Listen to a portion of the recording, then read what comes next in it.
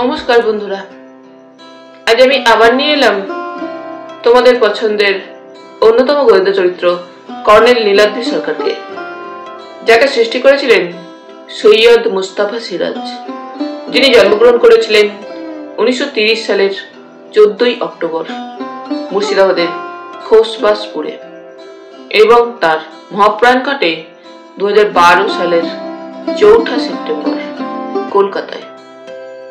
আজ আমি গল্পটি সংগ্রহ করেছি কর্নেল সমগ্র নবম খণ্ড থেকে, যে বইটি প্রকাশনার দায়িত্বে ছিলেন ডেজ পাবলিশিং।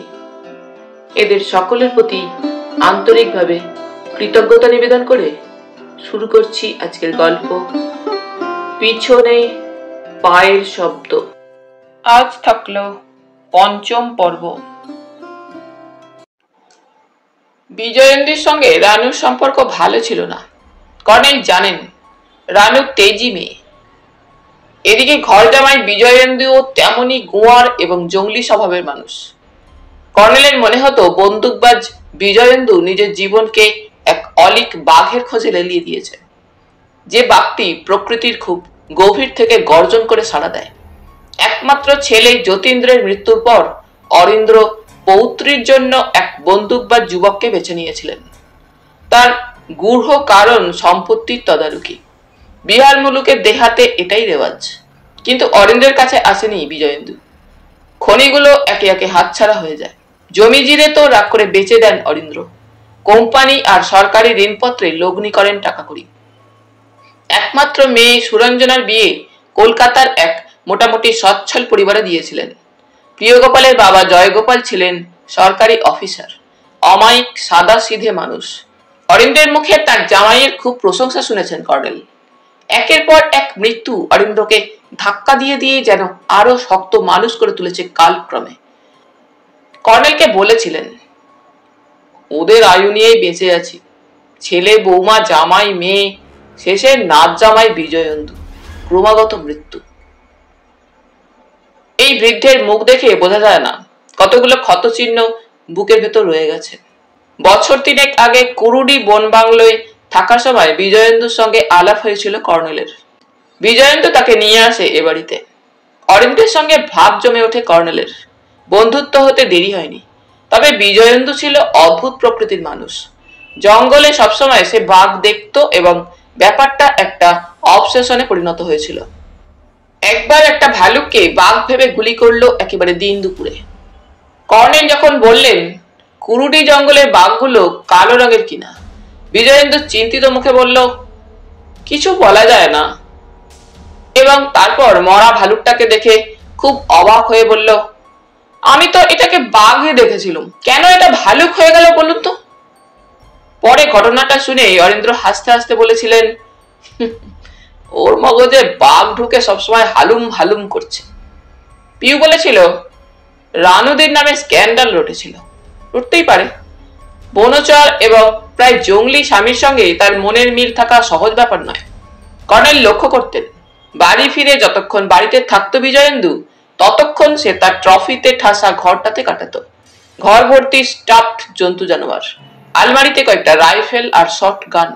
নতুন ধরনের কোন রাইফেলের খবর পেলেই সে কলকাতা চলে যেত।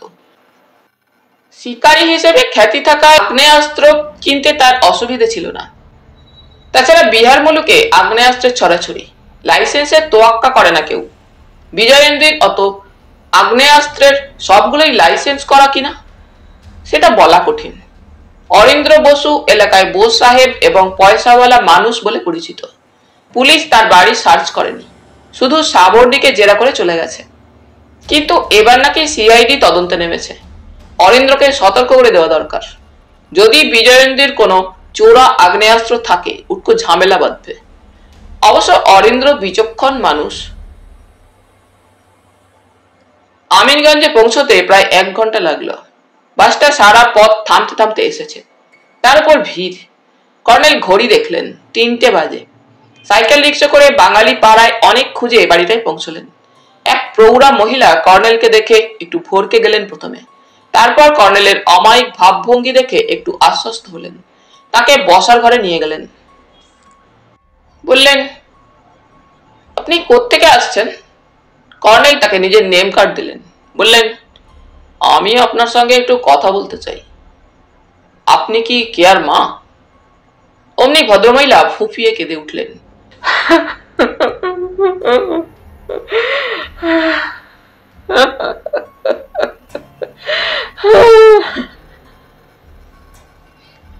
সে কান্না থামতেই চায় না। কর্নেল অপ্রস্তুত। শেষে অনেক সান্ত্বনাবাণী আওড়ে তাকে একটু শান্ত করলেন কর্নেল। ভদ্রমহিলা চোখ মুছে ভাঙা গলায় বললেন, আমি কেয়ার পিসিমা। ছোটবেলায় ওর বাবা মা মারা যায়। আমরা ওকে কলকাতা থেকে এখানে এনে মানুষ করেছিলুম। ওর পিসি মশাই যে কোম্পানিতে কাজ করেন সেই কোম্পানিতে চাকরিও জুটিয়ে দিলেন। তারপর হঠাৎ আশাপুরায় বদলি করলো। পুজোর কদিন আগে খবর এলো অ্যাক্সিডেন্ট করেছে কে। অ্যাক্সিডেন্ট? হ্যাঁ, পুলিশ তাই বলেছিল। ক্লিপটনগঞ্জে একটা পুরানো কুঠি বাড়ি আছে, সেখানে কার সঙ্গে বেড়াতে এসেছিল। ছাদ থেকে পা হড়কে নিচের খাদে পড়ে যায়।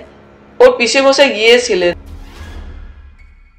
কে আর পিসিমা কার্ডটা ফের খুঁটিয়ে দেখে জিজ্ঞেস করলেন, আপনি মিলিটারি থেকে আসছেন? আমি তো কিছু বুঝতে পারছি না। আমি একজন রিটায়ার্ড কর্নেল। কেয়াকে আমি চিনতু। চিনবেন বই কি, খুব আলাপি মেয়ে ছিল। কিন্তু কর্নেল দ্রুত বললেন, আশাপুরায় আলাপ হয়েছিল। গতকাল কলকাতা থেকে এসে খবরটা শুনে মন খারাপ হয়ে গেল, তাই খোঁজ নিতে এলুম। কর্নেল মুখে দুঃখের ছাপ এনে বললেন, কিন্তু আমি তো শুনে এলাম কেয়া নাকি সুইসাইড করেছিল। কেয়া পিসিমা একটু গম্ভীর হয়ে বললেন, কত কথা রটে মানুষের মুখ। পুলিশও প্রথমে বলেছিল সুইসাইড, শেষে বলল না, অ্যাক্সিডেন্ট।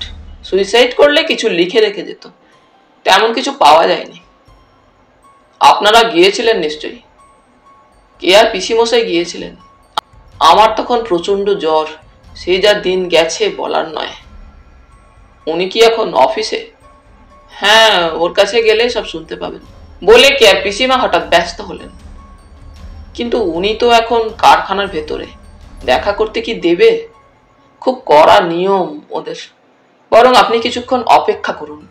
গরিবের বাড়ি পায়ের ধুলো দিয়েছেন আপনার মতো মিলিটারি অফিসার, একটু চাফা করে দিই। 4টের মধ্যে উনি এসে যাবেন। কর্নেল ঘড়ি দেখে বললেন, না, আপনাকে ব্যস্ত হতে হবে না। আমি আপনার কাছে একটা কথা জানতে চাই। কেয়ার কি সুইসাইড করার কোনো কারণ ছিল?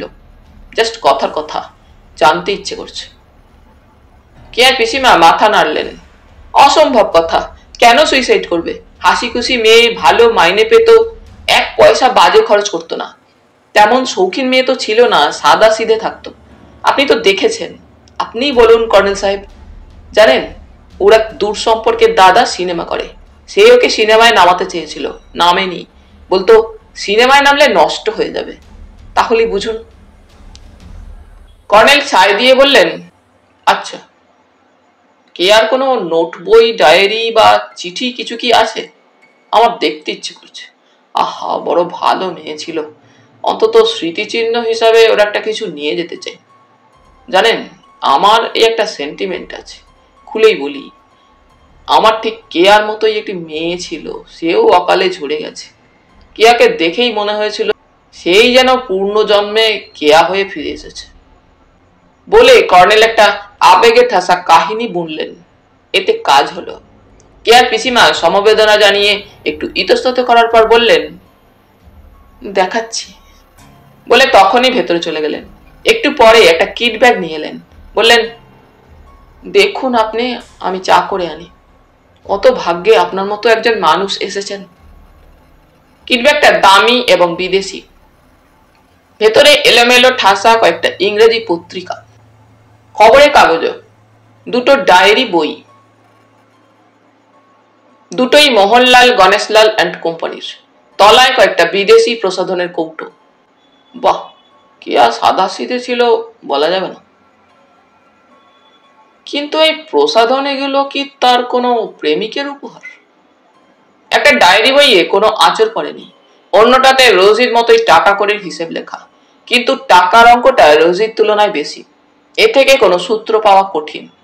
যে সূত্র খুঁজছেন।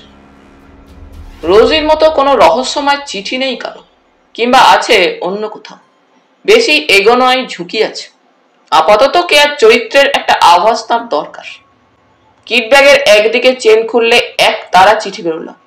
ডাকে আসা চিঠি, বেশিরভাগই পিসিমা পিসিমশাইয়ের লেখা। একটা চিঠিতে কেয়াকে টাকা পাঠানোর তাড়া দিয়েছেন পিসিমশাই। বাড়ি মেরামতের টাকা পাঠাতে দেরি হচ্ছে কেন? দ্রুত চিঠিগুলো দেখে নিলেন কর্নেল। কোনো প্রেমপত্র নেই কারো।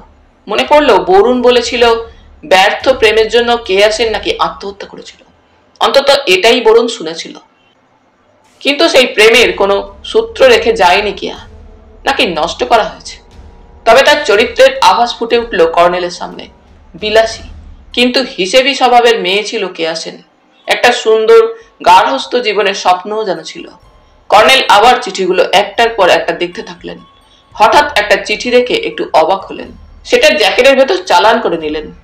সত্য জিনিসটা সত্যি বাজে জিনিসের মধ্যে লুকিয়ে থাকে। ভাঁজ করা খবরের কাগজগুলো খুলে বিজ্ঞাপনের ডট পেনের চিহ্ন থেকে বুঝতে পারলেন কেয়া অন্যত্র চাকরি খুঁজছেন। কেন?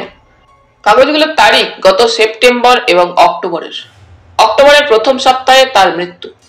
আত্মহত্যা, দুর্ঘটনা অথবা অরিন্দ্রের বিশ্বাস অনুযায়ী হত্যা। কোনটা সত্য? সত্যকে জানতে হলে নানা দিক থেকে বাজিয়ে দেখতে হয়। একটু অন্যমনস্ক হলেন কর্নেল।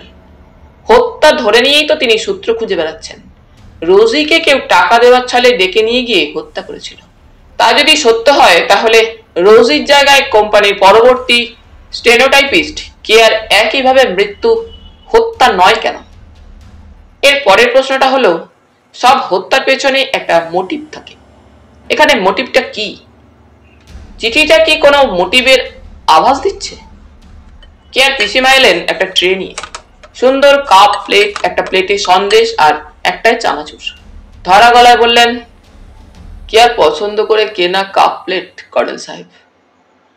কর্নেল রুমাল বের করে চোখ মোছার ভঙ্গি করলেন এবং ফোঁস করে একটা দীর্ঘশ্বাস ছাড়লেন।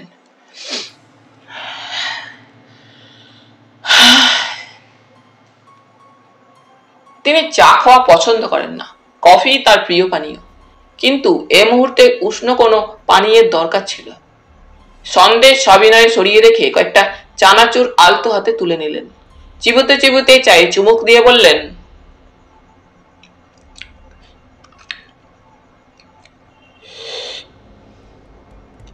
আশাপুরায় কেয়ার অফিসের ম্যানেজার শর্মাজিকে আপনি চেনেন?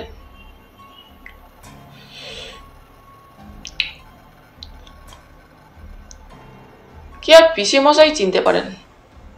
আপনি কিন্তু সন্দেশ খেলেন না কর্নেল সাহেব। কর্নেল একটু হাসলেন। এ বয়সে সন্দেশ খাওয়া মানা, চাও মানা। তবে কেয়ার কেনা কাপে চা দিয়েছেন, খাচ্ছি। তো দেখুন, আমার একটু তাড়া আছে। 4টের বাস ধরে ক্লিফটনগঞ্জে ফিরতে হবে। আমার অনুরোধ, আমার মেয়ের একটা স্মৃতিচিহ্ন যদি নিয়ে যেতে দেন খুশি হব। নিন না, আর কি হবে ওসব নিয়ে, আপনার যেটা ইচ্ছে নিন। কর্নেল হিসেব লেখা ডায়েরিটা নিয়ে বললেন, কেয়ার আর কোনো জিনিস ছিল না? ছিল, সুটকেস, জামা কাপড়, বিছানাপত্তর। আশাপুরা থেকে উনি কিছু কিছু জিনিস নিয়ে এসেছিলেন। সেগুলো আমরা রাখিনি, গরিব দুঃখীদের বিলিয়ে দিয়েছি। সুটকেসটাও? কেয়ার পিসিমা শুধু বললেন, কিন্তু মুখ দেখে কর্নেলের মনে হলো কথাটা সত্য নয়। তবে এর বেশি এগোনোও ঠিক নয়। নিজের চেহারা, হাবভাব এবং নেম কার্ড দিয়ে সাদাসিধে এক মহিলাকে যথেষ্ট করায়ত্ত করে ফেলেছেন। কিন্তু সুটকেসে কি কোনো সূত্র ছিল? এটাই প্রশ্ন। কর্নেল উঠে পড়লেন, বললেন, অসংখ্য ধন্যবাদ আপনাকে। দেখি যদি সুযোগ পাই কেয়ার পিসি মশাইকে মিট করে যাব। ওর কোম্পানির অফিসটা কি বেশি দূরে? কেয়ার পিসিমা কর্নেলকে বিদায় দিতে বেরিয়ে বললেন, তা একটু দূরে, আপনি আরেকটু বসলে ওর দেখা পেতেন। বসলেন না? তবে একটা অটোরিক্সা করে নেবেন বরং। আপনার মতো মানুষকে দেখা করতে দেবে না? আপনি মিলিটারি অফিসার, কার্ড দেখালেই দেবে। বড় রাস্তার মোড়ে একটা অটোরিক্সা পাওয়া গেল। মোহনলাল গণেশলাল অ্যান্ড কোম্পানির সাইকেল কারখানাটি বেশ বড়। গেটের তাগড়াই চেহারা সিকিউরিটি গার্ড আছে 2জন। গেটের লাগোয়া সিকিউরিটি অফিস। কর্নেল তার নেম কার্ড দিয়ে ইংরেজিতে বললেন, ম্যানেজার মিস্টার বনোয়ারিলালের সঙ্গে দেখা করতে চাই। সিকিউরিটি অফিসার প্রাক্তন ডিফেন্স কর্মী ঝটপট সেলাম ঠুকে ফেললেন এবং ফোনে কথা বললেন। এরপর বনোয়ারিলালের সঙ্গে দেখা করতে অসুবিধা হলো না। কারখানাটি ভেতর দিকে, সামনে একতলা কয়েকটা ঘরের আড়াল। এগুলো অফিস ঘর এবং সুদৃশ্য ছিমছাম, কিন্তু কিছু সেকেলে আদলে চোখে পড়ে। বনোয়ারিলাল সম্পর্কে বরুণের কাছে যেমনটি শুনেছিলেন তেমনটি নন। মোটা সোটা টাই স্যুট পরা অমায়িক চেহারার ভদ্রলোক, যেন কতদিনের পরিচিত। এমন ভঙ্গিতে হাত বাড়িয়ে হ্যান্ডশেক করলেন। দিব্যি ইংরেজিতে কথাবার্তাও বলতে পারেন। কর্নেলকে বসিয়ে জানতে চাইলেন হট না কোল্ড। তারপর বিদেশি সিগারেটের প্যাকেট এগিয়ে দিলেন। ধন্যবাদ মিস্টার লাল। কর্নেল চুরুট বের করে ধরালেন। বনোয়ারি বললেন, বলুন কিভাবে আপনাকে সাহায্য করতে পারি। আমার সতিনেক রেসের সাইকেল দরকার। আমার একটা খেলাধুলোর ক্লাব আছে, তাই। বনোয়ারিলাল হাসলেন। এটা কারখানা। দুঃখিত কর্নেল সরকার, এখান থেকে সরাসরি আমরা কোনো অর্ডার নিই না। এজন্য আপনাকে কষ্ট করে আশাপুরায় যেতে হবে। ওখানে আমাদের সেলস কাউন্টার। ঠিক আছে, আমি ওখানে ফোন করে দিচ্ছি, আপনার অসুবিধা হবে না। দেখুন, আপনার কাছে আসার উদ্দেশ্য এক্সপোর্ট কোয়ালিটির সাইকেল, মানে যেগুলো বিদেশে বাতিল হয়ে ফিরে আসে। আমি শুনেছি সেগুলো আপনারা বিক্রি করেন। বনোয়ারিলালের হা হা হাসিতে কর্নেল থেমে গেলেন। শুনেছেন, তবে সঠিক শোনেননি। হাজার হাজার সাইকেলের মধ্যে বড়জোর 20-25টা কখনো কখনো বাতিল করে বিদেশি কোম্পানি। এটা সব রপ্তানিতেই ঘটে থাকে। বোম্বেতে ওদের এজেন্ট কোয়ালিটি টেস্ট করে পাস করলো, কিন্তু তাতে কি, মাল যখন পৌঁছলো তখন হ্যান্ডলিং এ কিছু মালের অবস্থা খারাপ হয়ে গেছে দেখা গেল। স্বাভাবিক ব্যাপার, সেগুলো ফেরত আসে এবং স্থানীয় বাজারে আমরা বেচি। শুনলাম কয়েক মাস আগে অনেক এক্সপোর্ট কোয়ালিটির সাইকেল আপনারা বিক্রি করেছেন। মাত্র 100 খানেক। হ্যান্ডলিং এ একটু একটু ড্যামেজ হয়েছিল এই মাত্র। সেগুলো তো মেরামত করেই বেচতে হয়েছে। হ্যাঁ, আবার কারখানায় এনে পার্ট বাই পার্ট খুলে মেরামত করে তবে বেচেছি। কর্নেল গাড়িতে হাত বুলিয়ে বললেন, আপনাদের স্থানীয় বাজারে বিক্রির সাইকেল আমি দেখেছি। আমাদের পক্ষে তত কাজের হবে না। রেসের সাইকেল। বনোয়ারিলাল তার কথার উপর বললেন, হ্যাঁ, স্থানীয় বাজারে বিক্রির জন্য রেসের সাইকেলও আমরা তৈরি করি। আপনি আশাপুরায় পেয়ে যাবেন। দরদামে সুবিধে করেই দেওয়া হবে। কিন্তু আপনাদের এক্সপোর্ট কোয়ালিটির সাইকেল সত্যি ভালো। আমরা সেজন্য অপেক্ষা করতে রাজি আছি। তাহলে 1 বছর অপেক্ষা করতে হবে, কিন্তু কোনো নিশ্চয়তা নেই। এবারে আমরা দুবাই থেকে অর্ডার পেয়েছি। সেটা বড্ড খুঁতখুঁতে, তাই আমরা এবার খুব সতর্ক। লোডিং আনলোডিং এর জন্য নতুন কোম্পানির সঙ্গে কন্ট্রাক্ট করেছি। সরকারের রপ্তানিমুখী নীতি যথেষ্ট উদার। আমরা চাই না ভারতের ভাবমূর্তি বিদেশে ক্ষুণ্ণ হোক। বনোয়ারিলালের বক্তৃতার মাঝামাঝি কর্নেল উঠে দাঁড়ালেন। বরুণের দুর্ঘটনার কথা বলতে গিয়ে সংযত হলেন। বললেন, আপনাদের আশাপুরা সেলস অফিসে একটি বাঙালি মেয়ের সঙ্গে আমার পরিচয় আছে, কেয়া সেন। তার কাছেই খবর পেয়েছিলাম। সে তো দুর্ঘটনায় মারা গেছে। খুব দুঃখের ব্যাপার। মারা গেছে? সে কি? বনোয়ারি দুঃখিত ভাবে বললেন, বন্ধুদের সঙ্গে ক্লিপটনগঞ্জে পিকনিক করতে এসেছিল গত অক্টোবরে। ওখানে একটা পুরনো বাড়ি আছে গঙ্গার ধারে, পাথরের বাড়ি। তার নিচে খাদ, ছাদ থেকে পা হড়কে নিচে পড়ে যায়। শুনে দুঃখিত হলুম। কর্নেল একটু ইতস্তত করে বললেন, তার কোনো আত্মীয় আপনার এই কারখানায় চাকরি করেন শুনেছিলাম। হ্যাঁ, নগেন বাবু। তাকে এখন কোথায় পাবো বলতে পারেন? একটু সমবেদনা জানিয়ে যেতে চাই। কে আমাকে দাদু বলে ডাকত। একটা স্নেহের সম্পর্ক ছিল ওর সঙ্গে।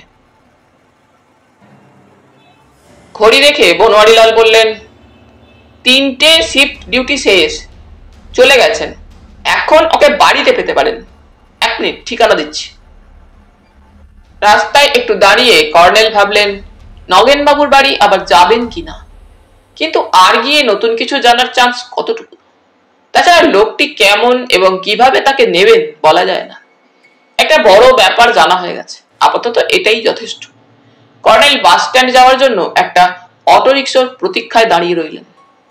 সন্ধ্যার মুখে বাসে আর তত ভিড় নেই। আজ শীতটা বেড়ে গেছে। 5:30টায় গাঢ় ধূসরতা চারিদিকে। টাউনশিপ থেকে সাইকেল রিক্সা করে ওল্ড ক্লিপটনগঞ্জের দিকে আসছেন। রাস্তায় বেলিংটন জেভিয়ারকে দেখতে পেলেন। রিক্সা থামিয়ে সেখানেই নামলেন। ডাকলেন, মিস্টার জেভিয়ার। জেভিয়ার তাকে দেখে গম্ভীর মুখে বললেন, I must not talk to you, go away. তারপর রাস্তার ধারে ঝোপের দিকে এগিয়ে গেলেন, হাতে সেই কাটারি। কর্নেল বললেন, Now this is about Miss Kea Sen, Mr. Xavier. Go away. किसने हमको माना की? I must not talk to you. Kea Sen also murdered, and the murderer was the same man, Mr. Xavier. Rosie and Kea, both of them knew about some secret deal of their company. Xavier মুখ ঘোরালেন, হিংস্র জন্তুর মতো মুখ। হিসিস শব্দে বললেন, And now your turn, man. কিচনি Hamko বলি। Bellington Xavier ঝোপের ভেতর অদৃশ্য হয়ে গেলেন। কর্নেল একটু দাঁড়িয়ে থাকার পর হাঁটতে থাকলেন। জেভিয়ার এখনো টের পাননি রোজির ঘরে চোর ঢুকেছিল। চারু ভবন এ সন্ধ্যায় প্রচন্ড স্তব্ধ। সাত্তকীর ঘর থেকে মিউজিক বা টিভির কোনো সাড়া পাওয়া যাচ্ছে না। ভগীরথের কাছে জানা গেল অরিন্দ্র এখনো ফেরেননি আশাপুরা থেকে। রানুর শরীর খারাপ, শুয়ে আছে। সাত্তকী পিয়ালিদের বাড়ি গেছে। সুশীলার কাছে কর্নেলের ঘরের চাবি। খবর পেয়ে সে ছুটে এলো। তার মুখ গম্ভীর। বলল, আভি কফি লেকে আতি কর্নেল সাহেব। রানু দিদির বুখার হয়েছে, রোজ রোজ বিহান মে গঙ্গা স্নান। সে চলে যাওয়ার একটু পরে পিউ এলো। বলল, আপনি কোথায় গিয়েছিলেন? থাকলে পরে এদের কীর্তিকলাপ সচক্ষে দেখতেন। যত সব ওয়াইল্ড অ্যানিমেল। বুড়োদা নিজের দিদিকে ঘুষি মারলো। হরিবল। আমি আর পিয়ালিকে আটকাতে পারছিলাম না। শেষে ভগীরথ দা এসে ট্যাকল করলো। I hate Satyaki, he is a brute. Colonel আসতে বললেন, ঝগড়াটা কি নিয়ে? পিউ নাকে ডগা কুচকে বলল, কে জানে, দেয়ার ইজ সামথিং মিস্টেরিয়াস। কেয়ার ডায়েরিটা বন্ধ করে কর্নেল চুরুট ধরলেন। কালো সাইকেলটার দিকে তাকিয়ে রইলেন। ন্যায়শাস্ত্রে অবভাস তত্ত্ব বলে একটা কথা আছে, যা যেমনটি দেখাচ্ছে তা বস্তুত তেমনটি নয়। এটা একটা ডায়েরি বই, কিন্তু এতে কোনো ডায়েরি নেই। আছে কিছু টাকার অঙ্ক লেখা, কেনাকাটা, পিসিমশাইকে টাকা পাঠানো, ব্যাংকে কত জমা দেওয়া হলো, এইসব হিসেব। হিসেব প্রবণতা কি সব চাকুরে মেয়েরই থাকে? এটা একটা সমীক্ষাযোগ্য বিষয়। শোনা যায় মেয়েরা নাকি পুরুষের তুলনায় হিসেবি। সত্যি কি? অরিন্দ্রের সংসার চালায় রানু, তার কি কোনো হিসেবের খাতা আছে? অবভাস তত্ত্বের প্রশ্নটা ফিরে এলো। কেয়া সেন এবং রোজি জেভিয়ারের হিসেব বই এবং ওই কালো সাইকেলটার মধ্যে আপাত দৃষ্টে সুদূরতম সম্পর্ক থাকার কথা নয়, অথচ বন্ধ দরজায় শব্দ এবং অরিন্দ্রের গম্ভীর কণ্ঠস্বর শোনা গেল।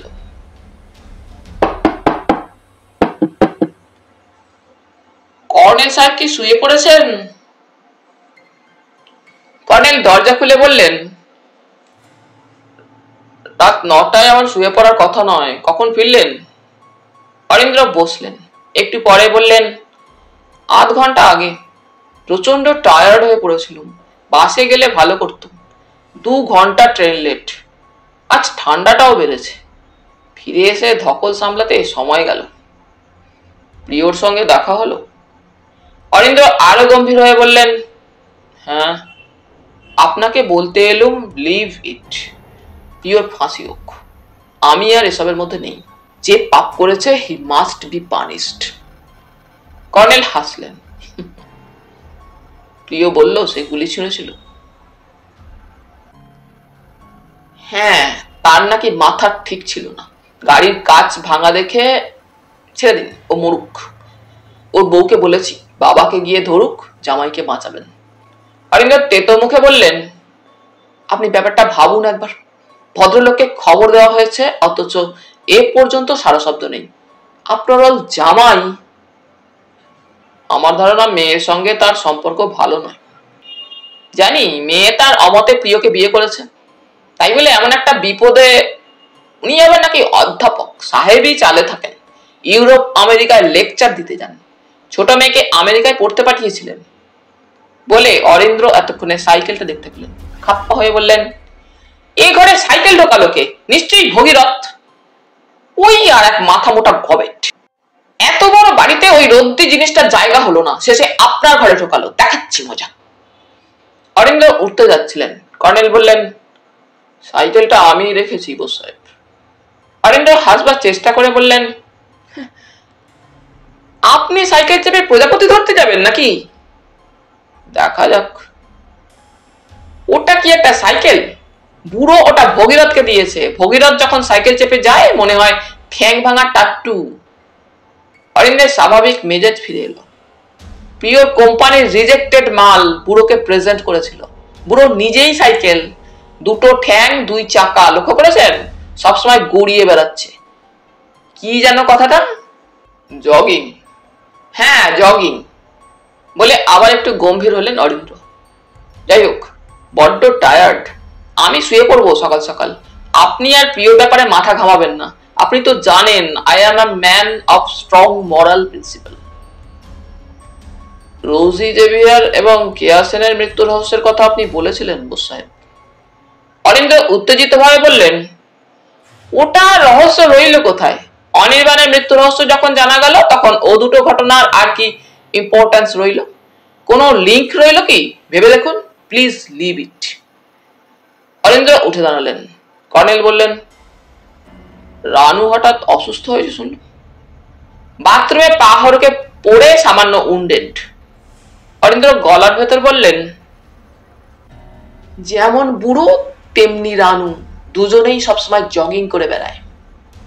অরিন্দ্র বেরুলে কর্নেল বললেন, একটা কথা বোস সাহেব। বলুন। প্রিয় কি বললো কোর্টে কবুল করবে? অরিন্দ্র বাঁকা হাসলেন। চার্জ করেছিলুম, সে সৎসাহস আছে তোর? কোর্টে বলতে পারবি কথাটা? তখন বলল অ্যাডভোকেট বারণ করেছেন। অ্যাডভোকেটের সঙ্গে কথাটা নিয়ে আলোচনা হয়েছে। উনি বললেন আত্মরক্ষার জন্য গুলি ছুড়লে সাজার চান্স কম, কিন্তু প্রবলেম হলো রিভলভারটার যে লাইসেন্স নেই। মিসাইল এক্সপার্টদের রিপোর্ট এসেছে পাটনা থেকে। অ্যাডভোকেট বললেন 2-1 দিনের মধ্যে এসে যাবে। অরিন্দ্র চলে গেলে কর্নেল দরজা বন্ধ করে দিলেন। টেবিল ল্যাম্প জেলে রোজিকে লেখা সেই চিঠিটাই মন দিলেন। রোজি এবং কেয়ার ব্যাপারে অরিন্দ্রের ধারণা সত্যি হতো যদি না এই চিঠিটা আবিষ্কার করতেন কর্নেল। কেউ রোজিকে টাকা দিতে ডেকেছিল। তার নামের আদ্যক্ষর কে অথবা আর। আর যদি হয় তাহলে কি রাজেশ শর্মা, আশাপুরা ব্রাঞ্চের ম্যানেজার? একবার আশাপুরা যাওয়া দরকার। কে কার সঙ্গে বেড়াতে এসেছিল এখানে? এও একটা জরুরি প্রশ্ন। সব জট পাকিয়ে যাচ্ছে। আবার অবভাস তত্ত্ব মাথায় এলো। কর্নেল সাইকেলটার দিকে তাকালেন। বনোয়ারিলাল বলছিলেন, হাজার হাজার সাইকেলের ভেতর কিছু সাইকেল লোডিং আনলোডিং এর সময় ড্যামেজ হয়ে যায়, খুব স্বাভাবিক ব্যাপার। এটাও তাই, কিন্তু গরমটা কেমন বেঢপ। কালো রঙে ঢাকা পড়লেও বোঝা যায় ফিনিশিং ভালো ছিল না। অসংখ্য এক্সপোর্ট কোয়ালিটির সাইকেলের মধ্যে ড্যামেজ এবং বাতিল হওয়া সাইকেলগুলো সবই কি এই সাইকেলটার মতো বেঢপ গরনের? কর্নেল হতাশ বোধ করলেন। জীবনে কখনো এমন জটিল গোলক ধাঁধায় ঢোকেননি। চোখ বুজে দাড়িতে আঁচড় কাটতে থাকলেন। কামরার চুরুট থেকে ধোঁয়ার ফালি জানালার দিকে যেতে যেতে এঁকে মেঁকে মিলিয়ে যাচ্ছে। জলার দিক থেকে কোনো শীতকাতুরে শেয়ালের ডাক ভেসে এলো। কর্নেল ভোরে প্রাতঃভ্রমণে বেরিয়ে পিচ রাস্তায় পা দিয়েছেন। পিছনে পিবে সাড়া পেলেন। আজ কুয়াশা নেই তা তো। বললেন, তুমি কি আজ আমাকেই তোমার জগিং এ সঙ্গী করতে চাও ডার্লিং? পিউ বলল, না, মুড নেই। সাত্তকীকে তুমি ত্যাগ করলে নাকি সাত্তকী তোমাকে ত্যাগ করলো? He is a brute, I told you that. সত্যি বলছি কর্নেল, আমি ভীষণ ভীষণ শকড। মাই গুডনেস, তুমি কি ওর সঙ্গে কথা বলা বন্ধ করেছো নাকি? আমি তত আনসিভিলাইজড নই। সাত কি তোমাকে ডাকেনি? ডেকেছিল, বললুম মুড নেই। পিউ আসতে বলল, চলুন আপনাকে দেখিয়ে দিই কোথায় জামাইবাবুর গাড়ি অ্যাক্সিডেন্ট করেছিল, জায়গাটা আপনার দেখা দরকার। হাঁটতে হাঁটতে কর্নেল বললেন, ভাই বোনে কাল কি নিয়ে বেঁধেছিল জানতে পেরেছো? কারো পার্সোনাল ব্যাপারে আমার মাথা ব্যথা নেই, ওদের ফ্যামিলিটা কেমন অদ্ভুত, বাইরে বাইরে মডার্ন পালিশ, ভেতরে একেবারে প্রিমিটিভ গাইয়া, আমি কল্পনাও করতে পারিনি। পিউ থেমে গেল হঠাৎ। কর্নেল বাইনোকুলারে চোখ রেখে বললেন, ক্রিসমাস গেম, ক্রিসমাস জিগজ্যাক, অসাধারণ। হাঁসের ঝাঁক দেখে আপনি কি আনন্দ পান? আনন্দ অনির্বচনীয় ডার্লিং। হিমালয় অঞ্চলের হাঁস সাইবেরিয়ান হাঁসের মতো পালাই পালাই ভাব নিয়ে দায় সারা তীর্থ করতে আসে না। লুক লুক, ভোরের আকাশকে চাবুক মারছে কেউ। কর্নেল চলুন না আজ বার্ড স্যাংচুয়ারি দেখে আসি। সেদিনই গণাদা গাড়িতে যাওয়া যেত, রানুদি বললেন ফিরতে সন্ধ্যা হয়ে যাবে, চান্স মিস করলুম। তারপর তো আনুদা মার্ডার হয়ে গেল। কর্নেল বাইনোকুলার নামিয়ে বললেন, গণনাথ বাবুর গাড়িতে যাওয়া যেত কবে? যে রাতে আনুদা মার্ডার হয় সেদিন বিকেলে ইরিগেশন ক্যানেলের ওখানে বেড়াতে গিয়ে হঠাৎ দেখি গণাদার গাড়ি, লোকেশন দেখতে এসেছে বলল। আপনাকে তো অলরেডি বলেছি সে কথা। বয়স। কর্নেল একটু হাসলেন, আজকাল সব মনে থাকে না। তুমি বলেছিলে বটে, ওয়াটার ড্যামের পার্কে খুব ছোটাছুটি করেছো।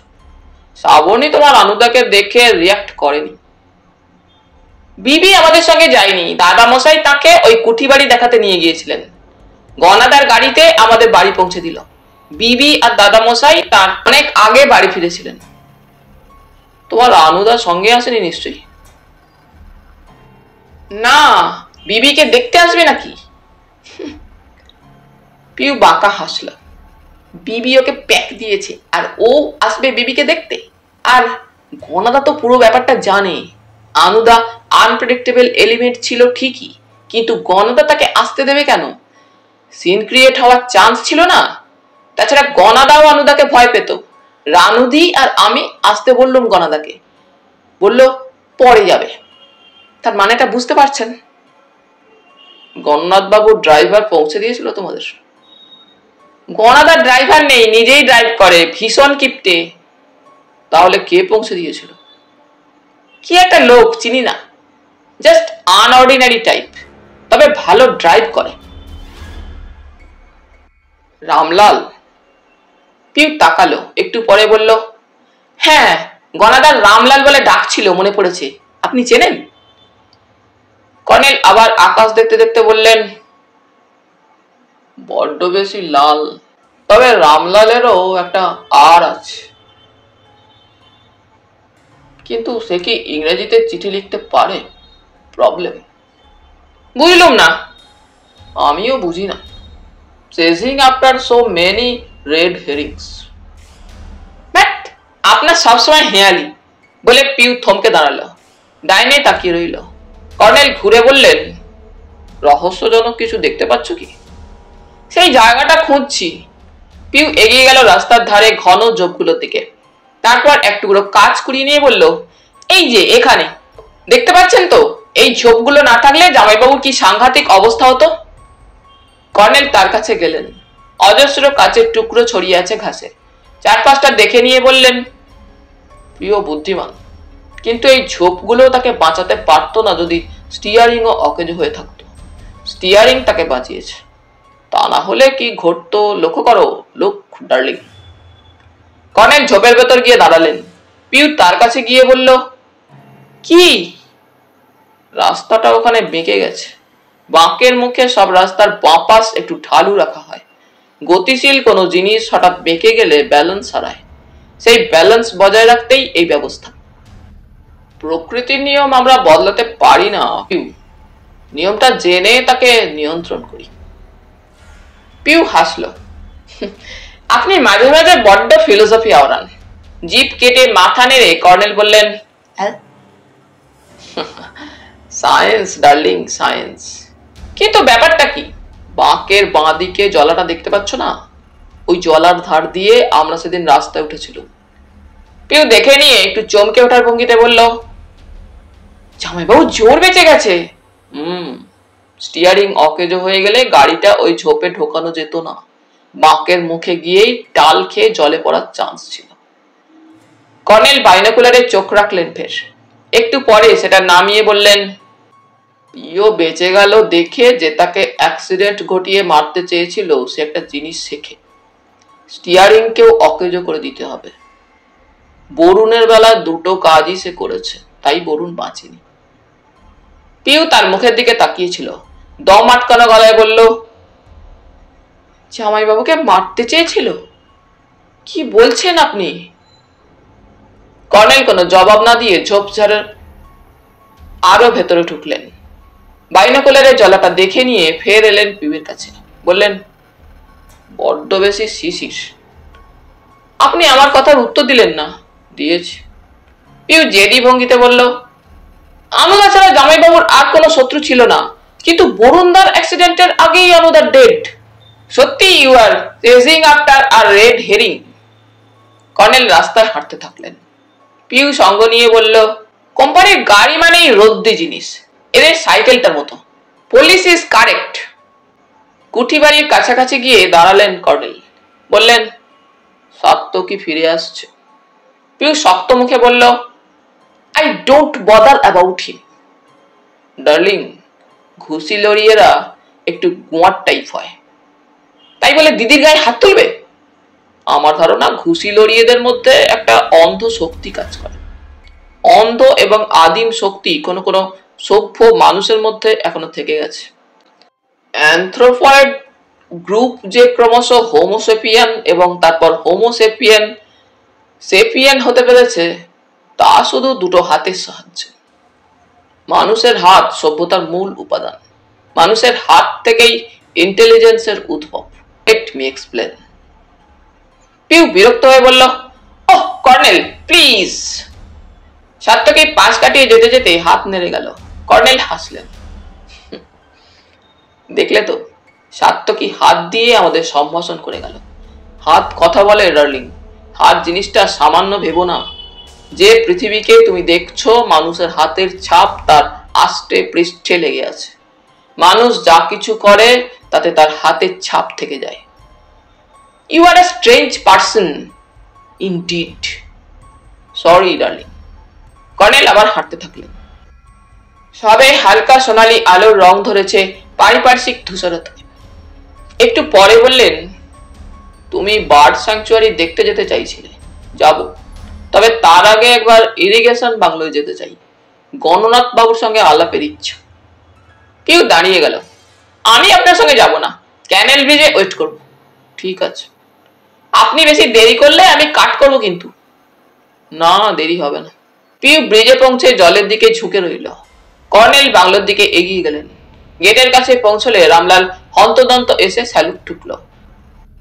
পরনে খাকি পশমি ওভারকোট, মাথায় আটো মাফলার। आइए आइए कर्नल साहब। फिल्म डायरेक्टर सेन साहब उठा। जी आज शूटिंग होगी मालूम। शर्मा जी।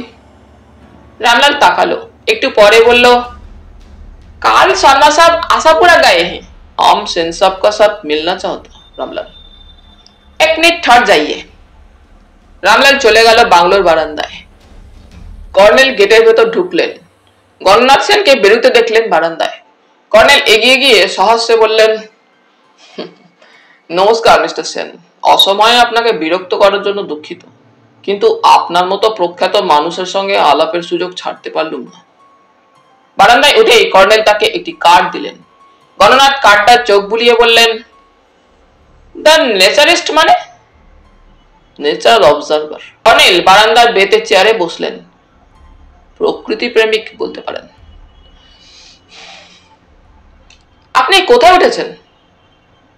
ওল্ড ক্লিফটনগঞ্জে আমার এক বন্ধুর বাড়িতে। বন জঙ্গলে টোটো করে ঘুরতে আসি।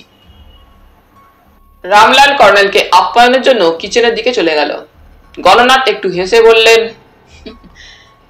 আপনি রিটায়ার্ড কর্নেল। নর্থ ইন্ডিয়ায় দেখেছি সামরিক অফিসাররা ফার্ম টার্ম করেন কান্ট্রি সাইডে। আপনি এই এরিয়ায় তেমন কিছু করলেও পারেন, করে ফেলুন। সিরিয়াসলি বলছি, সত্যি বিউটিফুল ন্যাচারাল স্পট। ছবিতে ডিটেলস ধরতে চাইছি। আপনার ছবির কাজ কত দূর এগোলো? সামান্যই, মধ্যে দুটো মিস অ্যাপের জন্য শুনলুম আপনার ইউনিটের এক ভদ্রলোক নাকি খুন হয়েছেন এবং খুনি নাকি ধরাও পড়েছে। কি ব্যাপার বলুন তো? গণনাথ অন্যমনস্ক ভাবে বললেন, আজকাল যা হচ্ছে নারী ঘটিত ব্যাপার। মাঝখান থেকে আমার টাইম অ্যান্ড মানি দুই লস। ফাইন্যান্সিয়াল বিগড়ে গেলেই প্রবলেম। ওদের এক অফিসার আবার গত পরশু রাত্রির অ্যাক্সিডেন্টে মারা গেছেন। ড্রাঙ্ক অবস্থায় গাড়ি চালাচ্ছিলেন।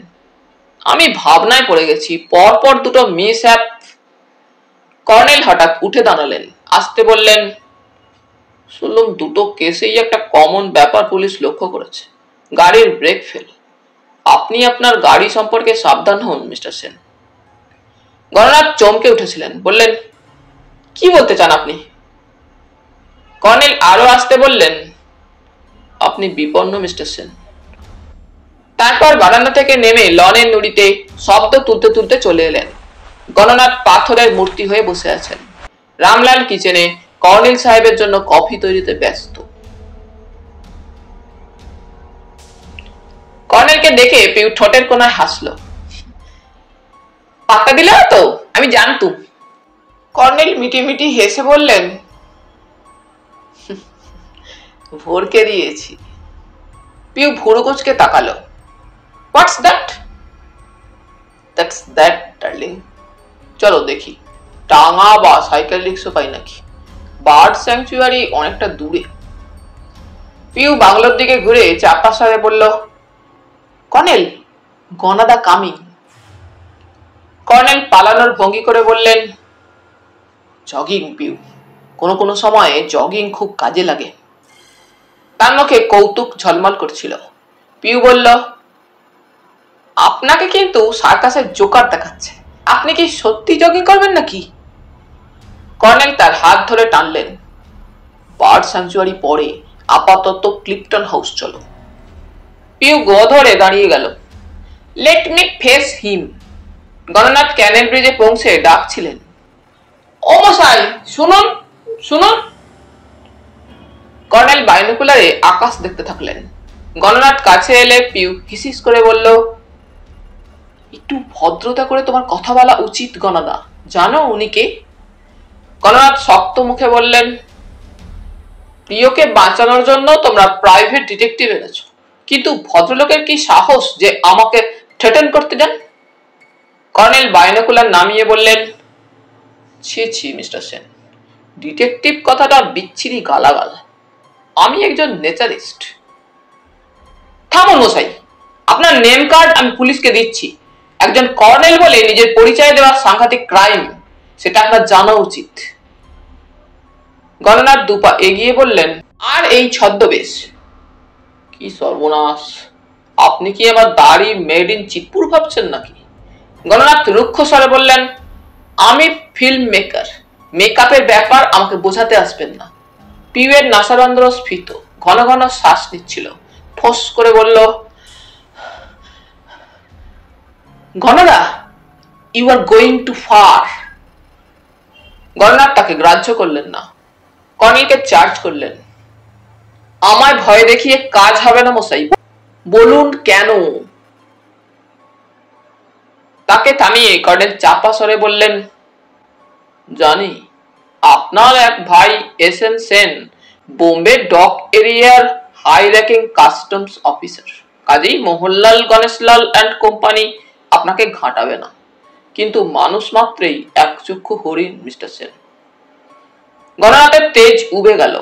ন্যাকানো কাকতারুয়ার মতো দেখাচ্ছিল তাকে। একটু পরে আসতে বললেন, then you are a private detective?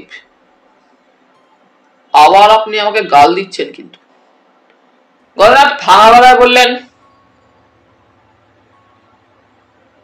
Then who are you? কার্ডে যা লেখা আছে আমি তাই। আপনি দেখছি ডিপ ওয়াটার ফিশ। ওকে। গণনাথ কাঁপা কাঁপা হাতে সিগারেট ধরিয়ে বললেন, দেখুন, ফ্র্যাঙ্কলি বলছি, পিওর মতো আমি এই কোম্পানিকে ব্ল্যাকমেল করি না। কোম্পানি আমাকে ছবি করার টাকা দিচ্ছে, তা ঠিক। আর এও ঠিক, আমি একটা আর্ট ফিল্ম করতে চাই। কোম্পানির সঙ্গে আমার রফা হয়েছে গিভ অ্যান্ড টেক প্রসেস। ওরা মাল এক্সপোর্ট করবে। বোম্বেতে কাস্টমস আজকাল বড্ড ঝামেলা করে। সেটা যাতে না হয় আমি সত্যিনকে যেন একটু বলে রাখি। That's much. এর মধ্যে কোনো লুকোচুরি নেই। কোম্পানি কি ঠিক এই রফা অনুসারেই আপনার বডিগার্ড অনির্বাণ বাবুর মাইনে জোগাত? দ্যাটস আ টোটাল লাই। আপনার সোর্স মিথ্যাবাদী। কর্নেল চুরুট বের করে ধরালেন। বললেন, কেন আপনার বডিগার্ড দরকার হয় মিস্টার সেন? গণনাথ মাথা নেড়ে বললেন, again you are misinformed. Anu আমার বডিগার্ড ছিল না। সে বেকার ছেলে, তাকে স্নেহ করতুম। হ্যাঁ, আনু ফেরোসাস টাইপ ছিল। পিউ চিনত ওকে, জিজ্ঞেস করুন। কিন্তু আমি বডিগার্ড রাখবো কেন? পিউ বল তুই। পিউ মুখ ঘুরিয়ে দূরে তাকিয়ে রইল। কর্নেল চুরুট কামড়ে ধরে একটু হাসলেন। এনিওয়ে, মিস্টার সেনকে এ বৃদ্ধের সদুপদেশ, যখনই গাড়ি নিয়ে বেরোবেন ব্রেক স্টিয়ারিং ঠিক আছে কিনা দেখে নেবেন। আবার সেই কথা, আমার কোনো বিপদ হবে না। এবার পিউ আসতে বলল, আনন্দার কাছে শুনেছিলাম তুমি কোনো ফিনান্সারকে নাকি ফাঁসিয়েছিলে, সেজন্য ওকে সঙ্গে নিয়ে ঘোরো। আমি দেখেছি আনুদার একটা ফায়ার আর্মস ছিল। গণনাথ হাসবার চেষ্টা করে বললেন, ছিল তো সেটা গেল কোথায়? জামাইবাবুর গাড়িতে যেটা পাওয়া গেছে সেটাই হবে। পিউ চার্জ করার ভঙ্গিতে বলল, নিশ্চয়ই তুমি সে রাত্রিরে আনুদার খোঁজে বেরিয়েছিলে। হয় সেটা আনুদার সঙ্গে ছিল, নয়তো তুমি ওর ব্যাগ থেকে নিয়ে এসেছিলে। জামাইবাবুকে ফাঁসানোর জন্য গাড়ির ভেতর রেখে দিয়েছিলে। তুই একটা পাগলি। প্রিয়র সঙ্গে আমার কিসের শত্রুতা? কর্নেল হা হা করে হেসে বললেন,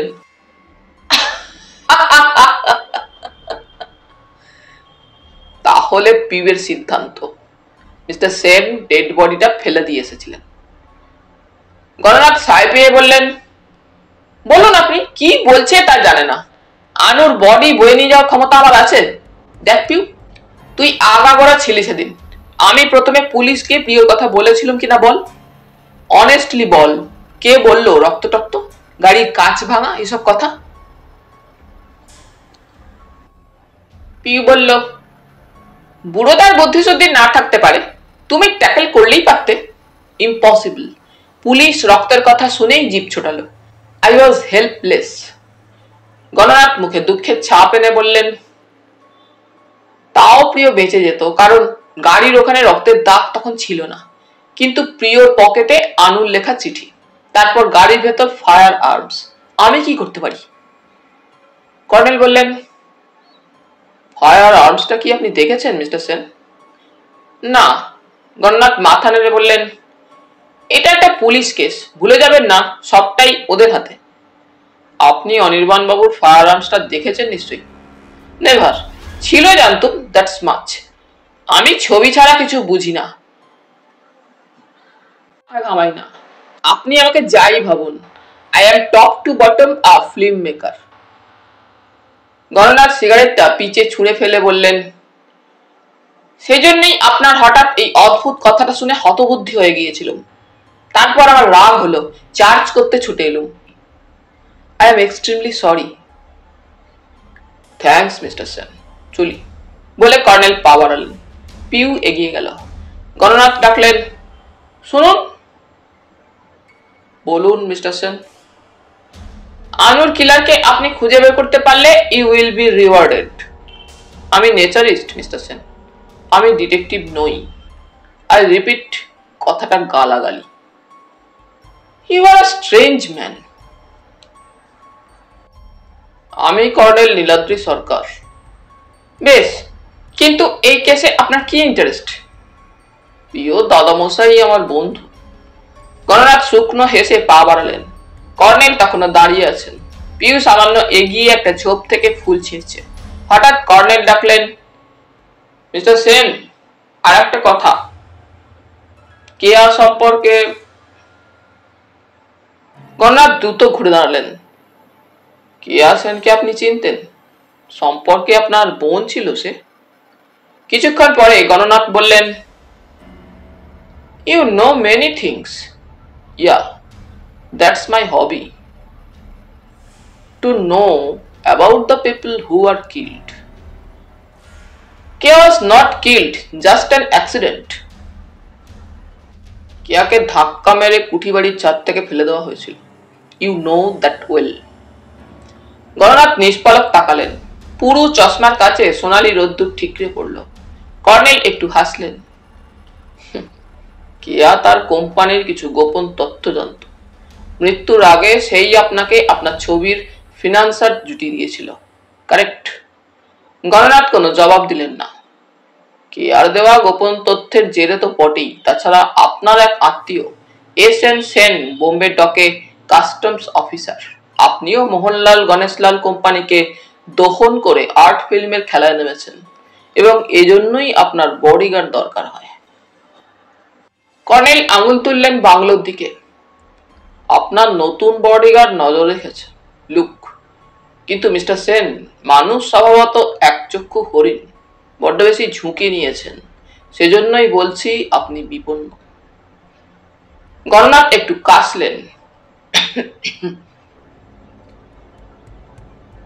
কিছু বলার জন্য ঠোঁট ফাঁক করলেন, কিন্তু বললেন না। It's a dangerous game mister Sen. বলে কর্নেল হন্তদন্ত হাঁটতে থাকলেন। কিছুটা এগিয়ে একবার ঘুরে দেখলেন গণনাথ ব্রিজের রেলিং ধরে নিচে জঙ্গলের দিকে তাকিয়ে আছেন। পিউ খুশি খুশি মুখ করে বলল, হেভি দিয়েছেন কর্নেল, সত্যি আপনি এক আশ্চর্য মানুষ। রানুদি আপনার সম্পর্কে বলতো, আমি ভাবতুম গপ্প। সে হাসতে থাকলো। হেভি শখ, একেবারে ফ্ল্যাট হয়ে গেছে গনাদা। কর্নেল গম্ভীর মুখে বললেন, এ বয়সে উত্তেজনা মানুষকে ক্লান্ত করে। বার্ড স্যাংচুয়ারি আজ বরং থাক ডার্লিং, খিদেও পেয়েছে, ফেরা যাক। পি বলল, আমারও মুড নেই, বিবিকে গিয়ে কতক্ষণে সব বলবো তাই ভাবছি। কিন্তু তাহলে দেখুন, আমি বলেছিলুম গনাদা হিপোক্রিট, মিলে গেল। কর্নেল রাস্তার ধারে ঝোপে একটা প্রজাপতি দেখে থমকে দাঁড়ালেন। হাতের স্টিক থেকে নেট বেরোতেই প্রজাপতিটা উড়ে গেল। ধূসর রঙের প্রজাপতি, ডানায় কালো এবং লাল ফুটকি। পি বলল, আপনার সেই মাফিয়া লিডার নাকি? ও কর্নেল। না। আপনাকে ভীষণ পামকিন দেখাচ্ছে কিন্তু। What's that darling? বুড়োদার টান। কি আশ্চর্য, আপনাকেই তো বলেছিল ঠাকুরদার পামকিন ফেস। মনে পড়েছে, তোমাকেও বলেছিল pumpkin face. But now I am happy. আমার নাচতে ইচ্ছে করছে। ফিরে গিয়ে বুড়োদার ঘরে টেপ চালিয়ে দেবো। Break dance colonel, but exciting dance till you die. Gananath সেনের লেখা চিঠিটা কেয়ার কিডব্যাগ থেকে আত্মসাৎ করার পর থেকে যে উত্তেজনা জমে উঠেছিল, তার বিস্ফোরণ ঘটার ফলে এই ক্লান্তি। ঘরে ফিরে আবার চিঠিটা খুলে পড়লেন কর্নেল। স্পষ্ট করে কিছু না লিখলেও আভাস আছে। কোম্পানির ম্যানেজিং ডাইরেক্টর ছবির জন্য টাকা ঢালতে রাজি হয়েছেন। সেই জন্য কেয়াকে অসংখ্য ধন্যবাদ। তোমাকে বলেছিলাম ক্যামেরা আমার কলম, দেখবে কি করি। তবে তুমি সাবধানে থেকো, আমিও তোমার কথা মতো সাবধানে এগোবো। তুমি সত্যেনের কথাও বলেছিলে। খোঁজ নিয়ে জানলাম সত্যেন বোম্বে ডাক এরিয়ার চার্জে আছে। তোমার কোম্পানির বড় কর্তা হাতে স্বর্গ দেখলেন। কাস্টমসের এস.এন. সেন আমার ভাই শুনে প্রচন্ড খাতির হলো। তোমার প্রতি কৃতজ্ঞ রইলাম। দেখিয়ে দেব আর্ট ফিল্ম বলতে কি বোঝায়। ইনল্যান্ড চিঠিটা সেপ্টেম্বরে লেখা। কেয়া মারা যায় অক্টোবরের গোড়ায়। বোকা মেয়ে। অরিন্দ্র এলেন, দুঃখিত মুখে বললেন, একসঙ্গে ব্রেকফাস্ট খাওয়া হচ্ছে না, বেড়ানো হচ্ছে না। মন মেজাজ ভালো নেই, চুপচাপ শুয়ে থাকতে ইচ্ছে করছে। আজ কতদূর ঘুরলেন? ইরিগেশন বাংলো পর্যন্ত। রানুর শরীর কেমন? অরিন্দ্র আড়ষ্ট ভাবে হাসলেন। She is all right. আজ গঙ্গা স্নানে যাননি? সব ছাড়তে পারি, ওটা নয়। রানুরও তাই। আচার খেয়ে কপালের একটা পাশ একটু ফুলে উঠেছিল, এখন কমে গেছে। অরিন্দ্র কর্নেলের দিকে তাকালেন। আপনাকে বড্ড গম্ভীর দেখাচ্ছে, কি ব্যাপার? কর্নেল পোড়া চুরুটটা অ্যাস্ট্রোতে ঘষে নিভিয়ে বললেন, একবার আশাপুরা যাব। আপনার সেই অ্যাডভোকেট ভদ্রলোকের নাম ঠিকানা দরকার। অরিন্দ্র একটু চুপ করে থাকার পর বললেন, আপনি সহজে ছাড়তে চাইবেন না, আই নিউ দ্যাট। ঠিক আছে, লিখে নিন, M.R. সিনহা, মহিমা রঞ্জন সিনহা, বাঙালি। আপনার কথা বলেছি ওকে। 8 চুরিওয়ালা লেন, আশাপুরা। এটা বাড়ির ঠিকানা। গিয়ে আর বাড়িতে পাবেন না, কোর্টের বার লাইব্রেরিতে পেয়ে যাবেন। খুব নাম করা লয়ার। একসময় হোল বিহারে উকিল ডাক্তার এসব বলতে শুধু বাঙালি বোঝাতো। এখন আর বাঙালি সে রব নেই, টিমটিম করে জ্বলছে। বুড়ো আর রানু প্রায় আমাকে সাধে, কলকাতায় চলে যাই ঘর বাড়ি বেচে। মাথা খারাপ, আমি মরলে তোরা যাস, তার আগে নয়। আপনি যাই বলুন, কলকাতা আস্ত একটা পাগলা গারদ, গেলেই আমার বোধ বুদ্ধি গুলিয়ে যায়। অবশ্য আপনার নার্ভ স্ট্রং। কর্নেল বললেন, বাসেই যাই বরং। বাস ভালো, কিন্তু বড্ড ভিড় হয়, সেজন্য আমি ট্রেনে যাই। সময় লাগুক, কমফোর্টেবল জার্নি। বেরোনোর সময় রানু এলেন। বাঁ কপালের একখানে ইঞ্চিটাক বাদামি রঙের ছোপ লক্ষ্য করলেন কর্নেল। সাত্তকীর ঘুষির চিহ্ন। ছেলেটা গুয়ার। ঘুষি লড়িয়েরা এমনই হয় নাকি? কর্নেল বললেন, সুশীলা বলছিল জ্বর, পরে শুনলাম বাথরুমে আচার খেয়েছ।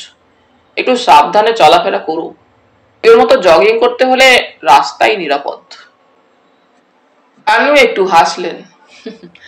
আপনার কোনো অসুবিধা হচ্ছে না তো? একটুও না, খাসা রেখেছ। কর্নেল পা বাড়িয়ে বললেন, একবার আশাপুরা ঘুরে আসি। অরিন্দ্র গাড়ি বারান্দার ওপর দাঁড়িয়ে রইলেন। রানু কর্নেলকে এগিয়ে দিতে গেলেন। লনে গিয়ে আসতে বললেন, প্রিয়র কীর্তি তো শুনেছেন ঠাকুরদার কাছে। প্রিয় বলেছে সেই গুলি করে মেরেছে লোকটাকে। ঠাকুরদাকে তো জানেন, খুব টনটনের নীতিবোধ। ওই যে বলেছেন আমি আর ওতে নেই, তো নেই। সেই পাখিটা আবার কুক কুক করে ডাকছে কোথায়। বাইনাকুলারে তাকে খুঁজতে থাকলেন কর্নেল। মনে হচ্ছে মাথার ভেতর দিক থেকে কাকটা আসছে। প্রকৃতি বিস্ময়কর ধ্বনিপুঞ্জ সাজিয়ে রেখেছে সবখানে। মানুষ তার সাধ্যমতো কুড়িয়ে নিয়েছে। মানুষের ভাষা জিনিসটাই আসলে লক্ষ বছর ধরে প্রাকৃতিক ধ্বনিপুঞ্জ থেকে তিলে তিলে সংগৃহীত।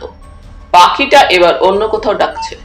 কর্নেল বাইনোকুলার নামিয়ে অন্যমনস্কভাবে বললেন, রেয়ার স্পিসিস। আশ্চর্য লাগে, মানুষের নাকের ডগায় কত বিস্ময়কর জিনিস থেকে যায়, খেয়াল থাকে না। রানু কথাটায় কান দিলেন না, আরো চাপা স্বরে বললেন, প্রিয়র আসল কীর্তি এখনো ঠাকুরদা জানেন না, জানলে কেলেঙ্কারি ঘটে যাবে, তাই ভয়ে চুপ করে আছি। চলুন বলছি। গেটের কাছে গিয়ে কর্নেল তার দিকে তাকালেন। পাখিটা সমানে ডাকছে, অথচ খুঁজে পেলেন না। রানু বাড়ির দিকটা দেখে নিলেন। মুখে উত্তেজনা থমথম করছে। ফিসফিস করে বললেন, প্রিয়র ওই পিস্তলটা বউকে যেটা লুকিয়ে রাখতে দিয়েছিল। শুনলুম ওটা পিস্তল নয়, রিভলভার। তাই? আমি ওসব চিনি না। রানু তেতো মুখে বললেন, তবে প্রিয়র দোষ নেই, ওই হারামজাদি মেয়েটাই। প্রিয়র বউ প্রিয়কে তাতিয়েছিল। এখন বুঝতে পারছি ঠাকুরদার এই এক রোগ। কলকাতা থেকে আধুনিকা নাত বউ এলো, অমনি তাকে ফ্যামিলির হিস্ট্রি শোনাতে বসলেন। তারপর এঘর থেকে সে ঘর সঙ্গে নিয়ে ধনসম্পত্তি দেখিয়ে বেড়াতে লাগলেন। আপনার অরণ্যদেবের ঘরে পর্যন্ত ঢোকালেন। বিজয়েন্দুকে কর্নেল ঠাট্টা করে অরণ্যদেব বলতেন। রানু হঠাৎ থেমে গেলে বললেন, বলো। রানু মুখ আরো বিকৃত করে বললেন, প্রিয় এতদিন এসেছে, জানে ও ঘরে বন্দুক পিস্তল আছে, কখনো ও ঘরে ঢোকেনি। ওই মক্ষিদানি জিনিসটা কখন হাতিয়ে প্রিয়কে দিয়েছিল ওই লোকটাকে খুন করতে। রিভলভারটা বলে কর্নেল আবার বাইনোকুলারে পাখিটাকে খুঁজলেন। পাখিটা তার সঙ্গে কি লুকোচুরি খেলতে চায়? আপনি খেয়াল করে শুনছেন না আমার কথা? রানু অভিমানী স্বরে বললেন, ওটা বুড়োর জামাইবাবুর রিভলভার, সব ঘরে চাবি থাকে আমার কাছে, রাত্রিরে বালিশের তলায় রাখি। কাল ঠাকুরদার মুখে প্রিয়র কাছে রিভলভার না পিস্তল ছিল শুনে একটু সন্দেহ হলো। ঘর খুলে আলমারি দেখলুম। আপনি তো দেখেছেন, কাচের আলমারিতে সব সাজানো আছে। রাইফেল 3টে আছে, দোনলা একনলা বন্দুক 2টো আছে, শুধু ওইটে নেই। প্রথমে সন্দেহ হলো পিউকে, সে আমার ঘরে শুয়েছিল। পিউকে দিয়ে চাবি চুরি করিয়ে বিবি ওটা হাতায়নি তো? বিবির যা মেজাজ, কেলেঙ্কারি বাঁধাবে। চোরের মায়ের বড় গলা, তাই চুপি চুপি বুড়োকে বললুম সব কথা। বললুম, পিউয়ের সঙ্গে তোর খুব ভাব হয়েছে, কোনো ছলে জেনে নে তো পিউয়ের কাছে। আর অমনি বুড়ো রেগে বোম। পিউয়ের সঙ্গে ভাব হয়েছে বলেছি, আমাকে মারতে এলো। কর্নেল হাসলেন, মেরেও বসলো বলো, তোমার কপালের ওই দাগটা। রানু গুম হয়ে বললেন, ঠাকুরদা জানলে সর্বনাশ হবে, আপনি আমার ভরসা।